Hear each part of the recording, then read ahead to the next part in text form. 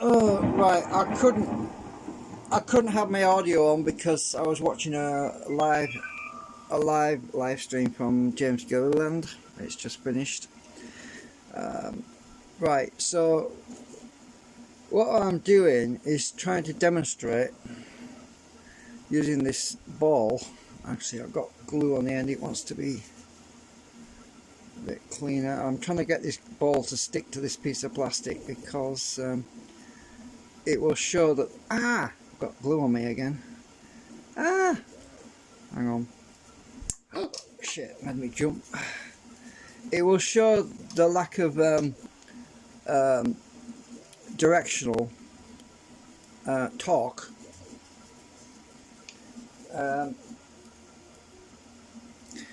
It has mostly pull and push torque. It's in a different linear direction. It's instead of being linear around the circumference of the magnetic disc, we have mostly, because there's a certain amount of flux will bleed through it, obviously, but we will mostly have propulsion that's reference to the stator, from the stator itself, which is the thing, which is this thing with all the steel welding rods glued in or stuck in there. So the objective at the moment, I'm trying to clean this glue off here because I don't suppose it matters actually. I glued it onto there, but I don't want it to. So by pivoting this, by putting the ball on the end of this magnet, putting the magnet on the end of this ball, we can see that when we have lateral force, the magnet will move, right? So I'm trying not to crash into the disc because I'm going to use my finger here because I don't want to crash into it. But we have propulsion.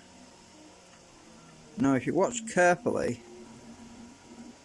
we have propulsion and the magnet is not moving. You see?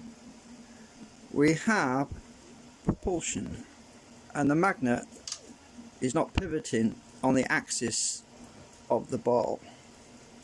Right? A little bit there, not much. So that proves that we can get momentum by biasing the segment through this.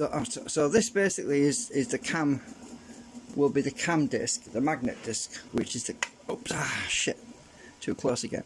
So what happened when I started this live stream was one of the steel bars wasn't glued in properly with the acetone and it popped out, so I had to super glue it back in because I didn't want to wait for the plastic to dry again, so I just super glued that one in. But we can see from this demonstration, right, so we have a force going on, we have rotational directive force, right, through the steel, right.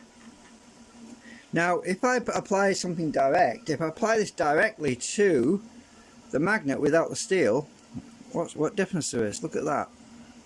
Look at that. We have a massive equal opposite reaction going on now. Can't even get the ball to stay on the end. That's how much force there is now. So this is what we don't want. We don't want this ball to pivot when it has, we're trying to drive it. You see that? Now, but by using my arrangement of steel on here, we create a stator, get that in the middle again, and now we have much more directly forced with minimal equal opposite reaction on the magnet. Right. We have a small amount, but that's negligible because that's due to the fact that there's gaps between the steel.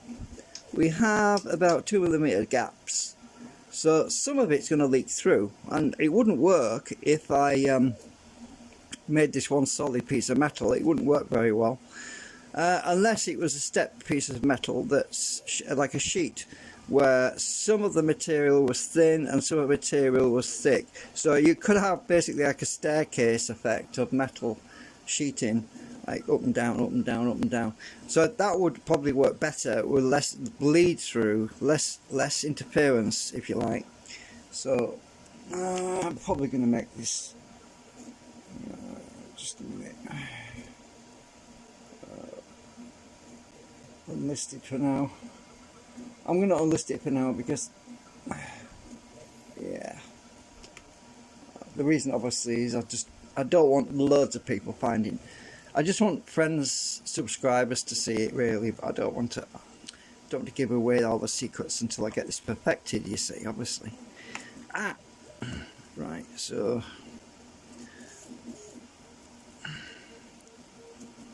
trying to get this in the middle, balance it out because I knocked it. There we go. So we've got the magnet balanced on the end of a magnet, and we have proportion and a tiny amount of wiggle. I expect a little bit of bleed through. So in theory, while this is moving around, that thing is going to keep moving as well. So if I, hang on, we're getting the right distance. Oops. Come back. Get the right distance, you can see the effect. This is why I call this the tailgate motor. So this is my tailgate motor, tailgate magnet motor design.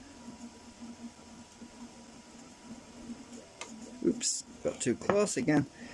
So yes, this will work. I'm confident, and there's the proof. I mean, as you saw, without the steel between it, look at that. Look how much wiggle there is on that now. It's really going bonkers actually. Oh, look at that. Look at the amount of equal opposite reaction we have without the steel disc. Put that in the middle. You see? So put this back on the disc.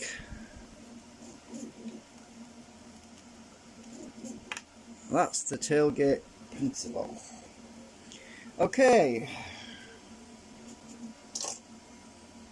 Stick the magnets somewhere else.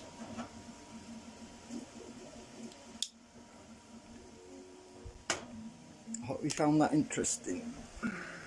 Yeah, I think this is dedicated to Russ and magnetron. Russ Grease on rwresearch.org. Thanks for watching.